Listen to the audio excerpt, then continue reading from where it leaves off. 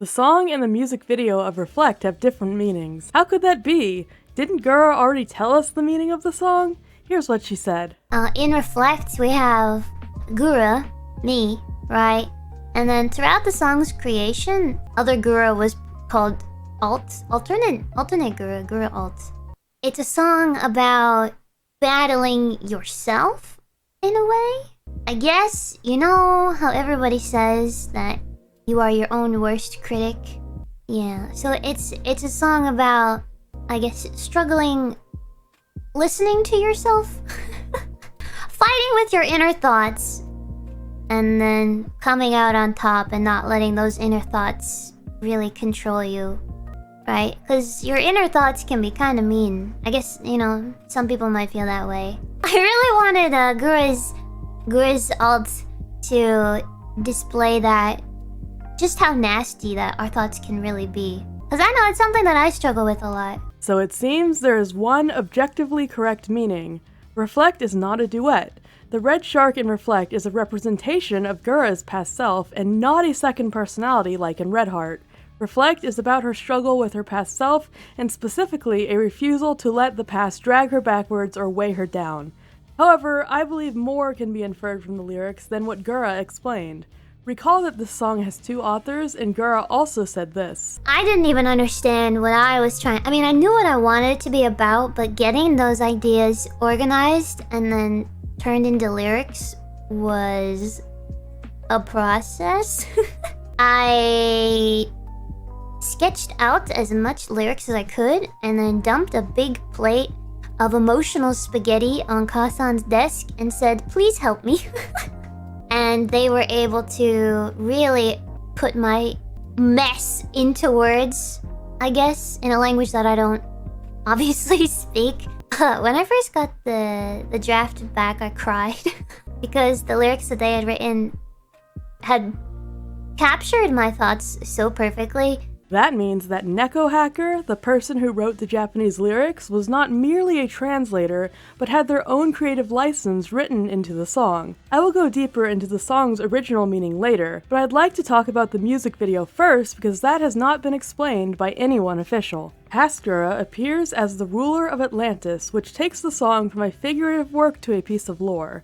The lyrics cannot be said to mesh perfectly with the music video because the music video was added later and deviates from the song's original intended meaning. However, this is a good thing because it puts an interesting spin on the lyrics and adds to Gura's character lore. First, how do we know the setting is Atlantis and not some unnamed city? For many brief moments, we see an Atlantean coin in the water. Another hint we are given is that the city is in ruins, and we know calamity befell Atlantis at some point. This would also explain why Gura states that it is boring under the sea, and that herself as a ruler had fallen into a void. Here's the most exciting thing. I think Gura's actions are what led the city of Atlantis to be destroyed. Why? Because we see several times where the city is not in ruins. We even get a scene where the city is being destroyed. We see skulls throughout the music video, including in the throne room, implying the presence of death. As the MV plays, we get more scenes of Red Gura as a cruel, bloodthirsty, and even lazy leader. This makes perfect sense that Gura would want to escape to the surface and leave behind the ruins of her old life. On the surface, she can lead a life free of judgment and scorn for her past deeds. Perhaps the city was destroyed for some other reason, but the multiple scenes of Red Gura in the throne room coinciding with lyrics that speak of poor conduct imply that Gura bears at least some responsibility for the fall of Atlantis. Let's also look at this from a logical standpoint. It makes no sense to show Gura in the throne room after Atlantis already had collapsed. There is nothing and nobody left to rule over. Although I can't directly prove that Gura's actions led to the city's destruction, it seems apparent that she was ruling at the time of destruction. We also see no efforts to rebuild the destroyed city. It's as though she gave up on it entirely and decided to pursue a new life. Let's take a look at the line, "A life that's unpredictable is so much more bright." Gura as a ruler would have had a lot of power and control over the situation, whereas things are a lot less predictable as a common person. Present Gura believes that a life without the crushing responsibility of leadership is a lot more enjoyable. Let's also consider this verse. "I'm not like you. Stop it. I hate the way you judge me. I hate you. I don't need to conform to any ideals. I just want to be myself. I just want to be understood." Her past self is demanding that she go back to her standards for herself as a ruler. She had ideals for herself and her kingdom, ideals which likely went unfulfilled. She doesn't want to be the ruler of a deserted city and punish herself with isolation for the rest of her life. She'd rather start anew on the surface. Let's now look at Red Gura's response to the previous verse. If you don't conform, then why were you even born? There ain't no hopes, there ain't no dreams. Only pain, pain, pain, pain. Be yourself. Do you know who you are? Give it up and ride the wave. Just chill. Past Gura chastises current Gura for wanting to abandon her role as a ruler. She also suggests that Gura deserves to languish in her guilt forever. How could present Gura possibly redeem herself after the mistakes she made? It's better to give up on everything and resign yourself to oblivion. After all, if people find out what Gura has done, pain does await her even on the surface. Gura wants to formulate a new sense of self, but her negative self-talk tries to stand in the way. I hope I've provided enough evidence to make Gura's role in the destruction of Atlantis plausible. Now, let's look at how the meaning of the song changes when we consider its original intent. The past Gura, represented by the bloodthirsty red shark, is trying to reclaim her hold over Gura. I believe this is not merely a struggle of the mind, but is also a struggle with an addiction or a bad habit. The present Gura, represented by the blue shark, is afraid of falling back into previous patterns. The anger and obsessiveness of the red shark and the fear of the blue shark is very apparent in the lyrics. Take these lines, for example. Why do you cry? I got you everything you craved. No lies, but also no truths. A life of no transparency is so much more smooth. Give it up and ride the wave. Just chill. These 3 lines are some of the least clear in the song. Let's take them one by one. I suspect the word choice craved is literal and is about a desire that past Gura fulfilled for herself. Although Gura is ambitious and highly successful, she doesn't seem to obsess over power or lord things over others. Rather, she is humble and gracious about her fame.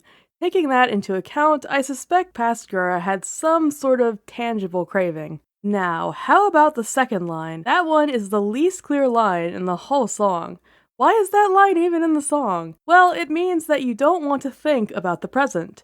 You're putting yourself in a state where you're trying to ignore everything good or bad in your life instead of facing it head on. It means that you're doing something that allows you to run away from a situation. In essence, it's a desire to not think. The last line means the same thing. The red shark is enticing present Gura to give up on her ambitions and just not think about the present. The red shark just wants Gura to indulge in whatever instead of doing something that would better herself and her life. Now, here's a verse by Blue Gura that doesn't seem to make any sense. Forgive me, all this time I've been too blind to see.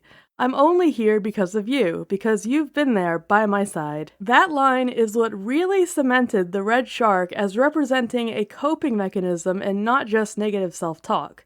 Blue Gura is afraid of her past self, but is also thanking her for being there for her. There is no thanks to be given to a negative voice in your head, but you might reminisce fondly on something that brought you comfort. That being said, the red shark does also represent negative self-talk. My point from earlier is that the red shark represents more than just that.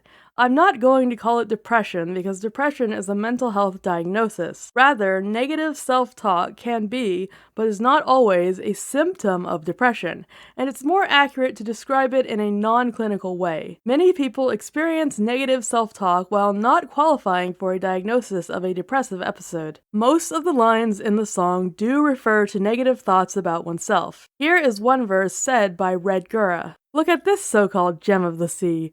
Odd and scrawny, don't you see what I mean? Return to what you know. It ain't much I know. It shows. Red Gura is insulting present Gura's self-worth, personal strength, intelligence, and presence around other people. I think this verse is very clever because each line attacks a different aspect of Gura's sense of self. These are common things said by our own personal critics, and they are thematically integrated into the song. Now, let's take a look at my favorite verse in the whole song. So, that's all, huh? Just gonna leave like it's nothing? Going without me? I don't know what you're thinking. Return to the sea. A shark is all you'll ever be. This is my favorite verse because before the MV came out, I thought the line, I don't know what you're thinking, was said by Red Gura. But no, Blue Gura says that line, which completely changes the meaning of the whole verse. Blue Gura is rejecting the thought process of Red Gura. It's your rational mind rejecting your negative self-talk. In real-life psychology, that is the point of something called cognitive behavioral therapy. The point is to try and harness your rational mind to pull you out of black and white, repetitive, and counterproductive thought patterns. Present Gura is doing that within this verse. Yes, I know that's super nerdy, but I just thought it was cool. Let me know what you thought of this song. Is there something important I missed? Is my take just completely bullcrap and a reach for content? I do believe in my own analysis, but I'm interested in your opinions. Join my Discord if you enjoy discussions like these. Thank you for watching.